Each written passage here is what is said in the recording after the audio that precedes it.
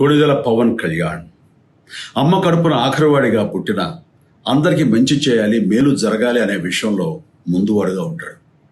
తన గురించి కంటే జనం గురించి ఎక్కువగా ఆలోచించే మనస్తత్వం నా తమ్ముడు కళ్యాణ్ బాబుది. ఎవరైనా అధికారంలోకి వచ్చాక ప్రజలకు ఏదైనా చేయాలనుకుంటారు.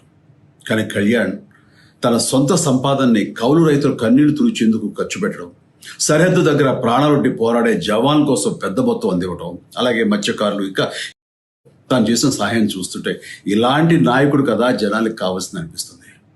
ఒక రకంగా చెప్పాలంటే సినిమాలోకి తను బలవంతంగా వచ్చాడు, రాజకీయాల్లో మాత్రం ఇష్టంతోనే వచ్చాడు. ఏ తల్లికైనా తన కొడుకు కష్టపడుతుంటే గుండె తరుక్కుపోతుంది.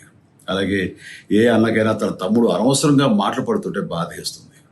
అలా బాధపడుతున్న నా తల్లికి ఈ అన్నయ్యగా ఒక మాట చెప్పాను. నీ కొడుకు ఎంతోమంది తల్లుల కోసం, వాళ్ళ బిడ్డల భవిష్యత్తు కోసం చేసే యుద్ధం మన బాధ కంటే అది ఎంతో గొప్పది అన్నాను. అన్యాయాన్ని ఎదిరించకుండా మౌనంగా ఉండే మంచివాళ్ళ వల్లనే ప్రజాస్వామ్యం మరింత నష్టం అని నమ్మి జనం కోసం జన సైనికుడు అయ్యాడు. తాను బలంగా నమ్మిన సిద్ధాంతం కోసం తన జీవితం రాజకీయాల్లోకి అంకితం చేసిన శక్తిశాలి పవన్ కళ్యాణ్. ప్రజల కోసం, రాష్ట్ర భవిష్యత్తు కోసం ఆ శక్తిని వినియోగించాలి అంటే చట్టసభలో అతని గొంతు మనం వినాలి. జనమే జయను నమ్మే జనసేనాని ఏమి చేయగలడో చూడాలంటే, ప్రజల కోసం, రాష్ట్ర భవిష్యత్తు కోసం ఆ శక్తిని వినియోగించాలి అంటే చట్టసభలో అతని గొంతు మనం వినాలి. జనమే జయను నమ్మే జనసేనాని ఏమి చేయగలడో చూడాలంటే మీరు పిఠాపురం ప్రజలు కళ్యాణ్ని గెలిపించాలి.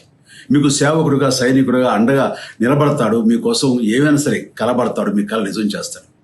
పిఠాపురం వాస్తవ్యులకు మీ చిరంజీవి విన్నపం, గాజు గ్లాసు గుర్తుకి మీ ఓటు వేసి పవన్ కళ్యాణ్ని గెలిపించండి. జై హింద్.